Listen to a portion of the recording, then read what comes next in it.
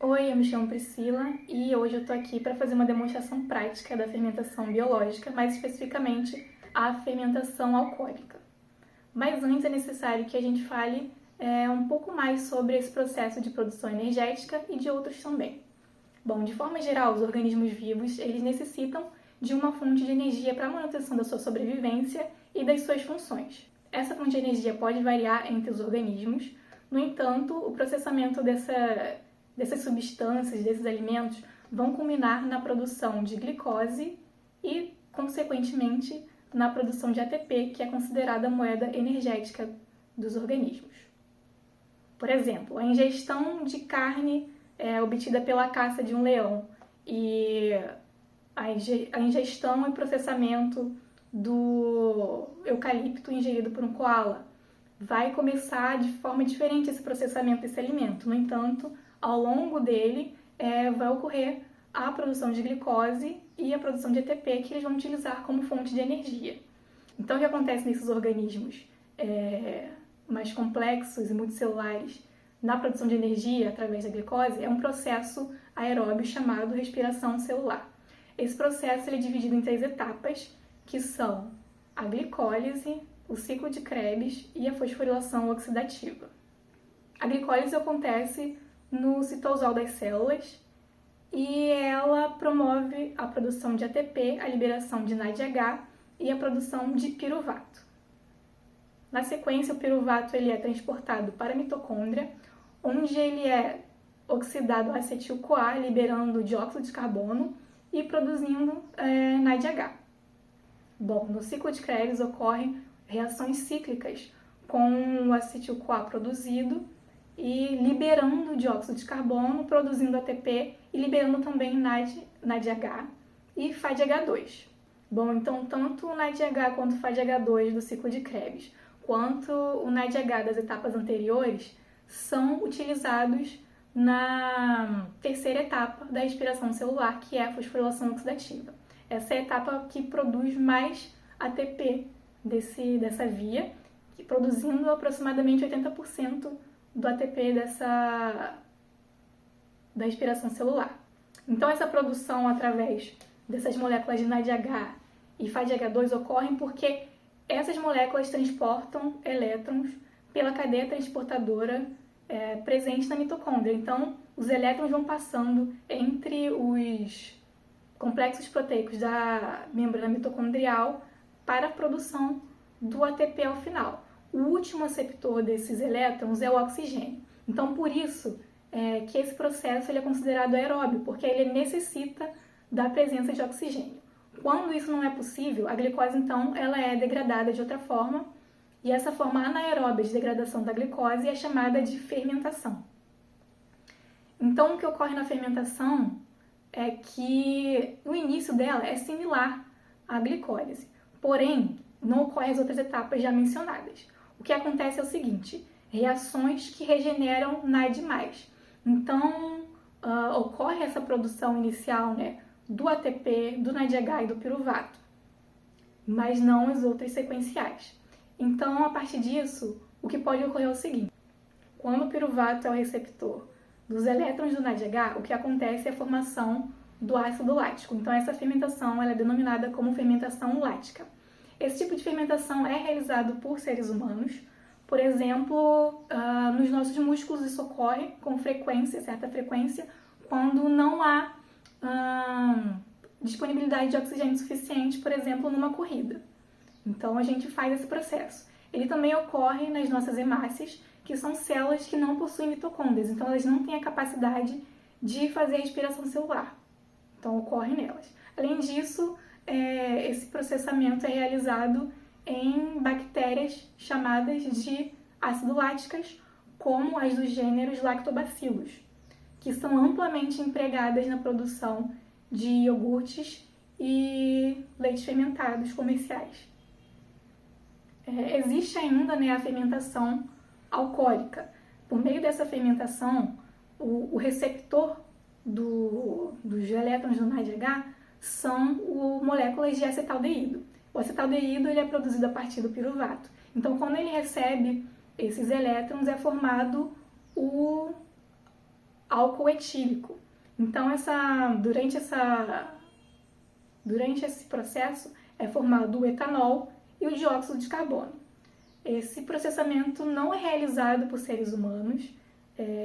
A fermentação alcoólica é realizada por leveduras como a Saccharomyces cerevisiae, que é amplamente utilizada na produção de cerveja, de vinho e de massas como pães e pizzas.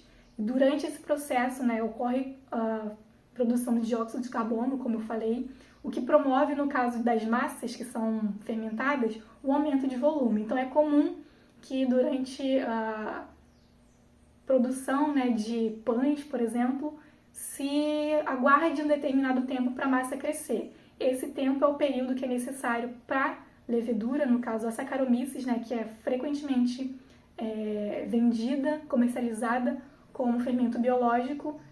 Esse tempo é necessário para que ela consuma a sacarose normalmente adicionada na receita ou outros carboidratos. Então, no caso de adição da sacarose, que é o açúcar normal que a gente utiliza, esse açúcar ele é quebrado em frutose e glicose, e na sequência a glicose é utilizada pela levedura nesse processo de fermentação alcoólica, produzindo o etanol e o dióxido de carbono. Nesse caso, a produção de etanol é bem baixa, o que não influencia muito, e ele é evaporado. O que faz diferença mesmo nesse processo é o grande volume de produção de dióxido de carbono, permitindo esse aumento das massas.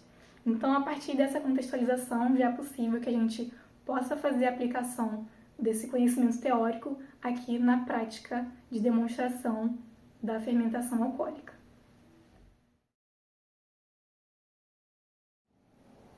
Bom, então agora nós podemos iniciar a prática.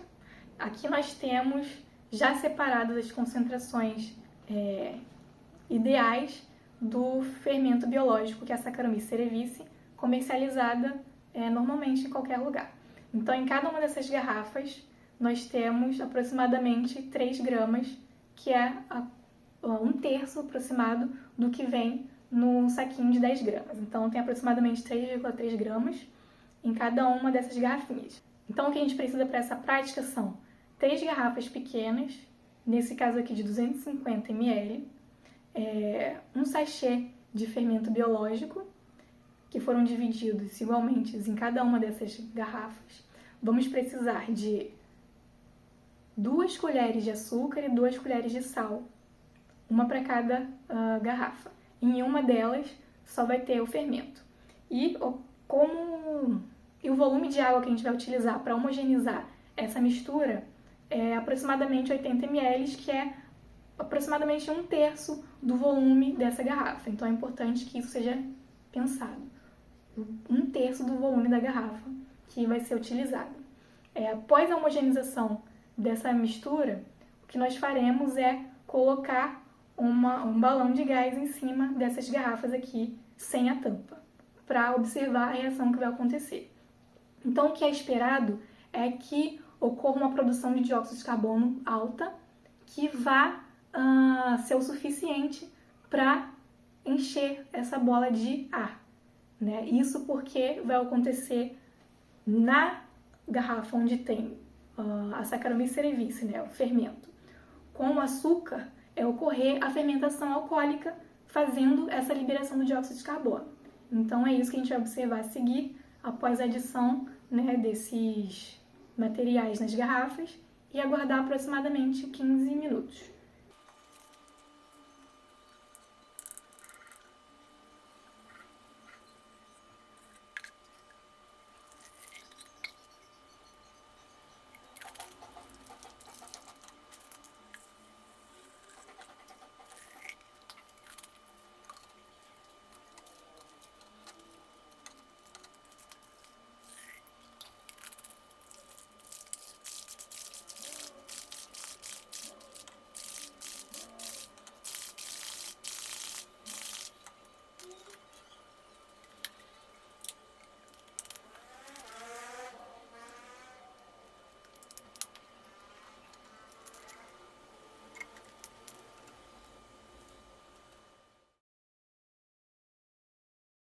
Passaram 20 minutos desde que iniciamos esse experimento E vocês podem observar aqui que houve a produção de dióxido de carbono na garrafa que tem o fermento e o açúcar, né, como resultado da fermentação alcoólica. E promovendo, então, assim, esse levantamento do balão de gás, inflando ele nesse processo, diferente dos outros que não têm açúcar.